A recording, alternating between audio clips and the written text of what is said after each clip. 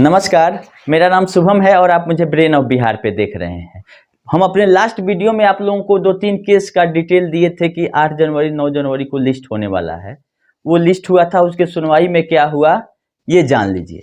और दूसरा एक नया अपडेट इस वीडियो में मिलेगा आप लोगों को कि हमने जो आरटीआई 20 दिसंबर को लगाया था उसका रिप्लाई आ गया है।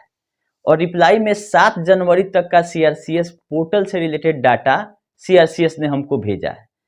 मेरा सवाल सिंपल नहीं होता है, आप लोगों को भी पता है।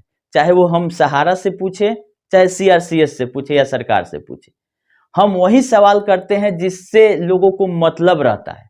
जो आम जनता पूछना चाहती है सरकार से, वो हम आरटीआई के थ्रू पूछना चाहते हैं कि उसका जवाब अगर हमको दे देगी सीआरसीएस तो हम इतने 10-20 हजार लोग जो मेरा वीडियो देखते हैं उन तक पहुंचा देंगे आसानी से।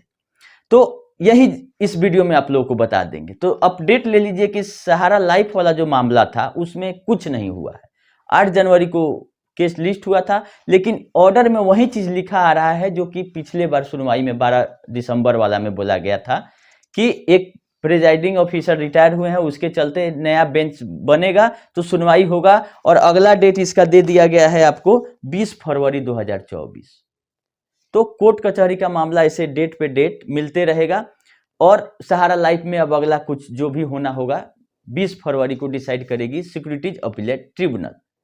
सहारा लाइफ का बात यहीं खत्म हो गया। जो अब आईआरडीए का आदेश था वो अप्लीकेबल है, वो ऐसे चलते रहेगा। इसमें हालांकि सहारा कोशिश कर रही थी पहले बीच में जाके कि केस का सुनवाई करे, क्योंकि मात्र ये 78-80 करोड़ रुपया का मामला था। हो सकता है कि पैसा आ गया हो सहारा के पास, तो लास्ट ऐन वक्त पर ही सहारा डिसीजन लेती है कि अब अगर नहीं कुछ किए तो कंपनी हाथ से चली जाएगी। तो हो सकता है कि कुछ सकारात्मक पहल करने की सोच रही हो सहारा, क्योंकि इसमें पहला क्वेरी यही था कि जो अपने डाइवर्ट करके 78 करोड़ लेके गया दूसरे सुब्रत राय के लिए, वो पैसा वापस लाइए सहारा लाइफ में।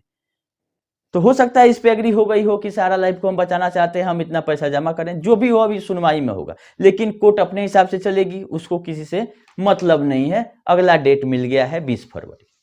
लाइफ का मामला यहीं पे खत्म हो जाता है। अगला एक हम बताए थे प्राइम सिटी रियल एस्टेट का मैटर था, वो भी 9 जनवरी को सुप्रीम कोर्ट में लिस्ट हुआ था। वो केस डिस्पोज ऑफ हो गया, 9 जनवरी को फाइनल खत्म हो गया।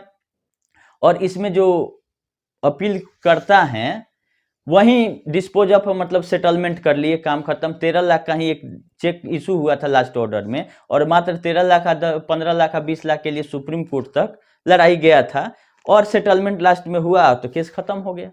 ये रियल एस्टेट वाला ये केस था। तो ये भी डिस्पोज ऑफ हो गया जो कि 9 जनवरी को था। अगला जो डेट है एम्प्लॉय लोगों का वो 22 जनवरी को है। जो अपडेट रहेगा हम आप लोगों को बताएंगे। एक बीच में भी केस हम आप लोग को बताए थे कि सहारा क्रेडिट का इनकम टैक्स का जो एडबैक कर दिया था इनकम टैक्स डिपार्टमेंट 13,000 करोड़ के आसपास, उसका केस का सुनवाई में अगर 6 वीक मांगा गया है इनकम टैक्स डिपार्टमेंट के तरफ से और 4 वीक दे दिया गया कोर्ट के तरफ से उसमें सरप्लस। तो दोनों मिला के 6 और 4 बोला गया है कि केस लिस्ट करिए 10 वीक के बाद, मतलब 2 महीना बाद चला गया। वो सहारा क्रेडिट का इनकम टैक्स का मैटर है। क्रेडिट का डिमांड था या जो भी कह लीजिए, इसलिए हम आप लोगों को बताए थे कि क्रेडिट में बहुत लोगों का पैसा है। और सबसे बड़ी सोसाइटियों जो चारों में से सबसे बड़ी है सहारा क्रेडिट, जिसमें इनकम टैक्स रिटर्न का जिक्र किया गया था मेरे द्वारा भी और ऑर्डर में भी कि इनकम टैक्स रिटर्न का डिमांड की थी इनकम टैक्स डिपार्टमेंट, जो कि नहीं प्रोवाइड कर पाई है सहारा 2016 में। तो ये तीनों हो गया सुप्रीम कोर्ट का अपडेट।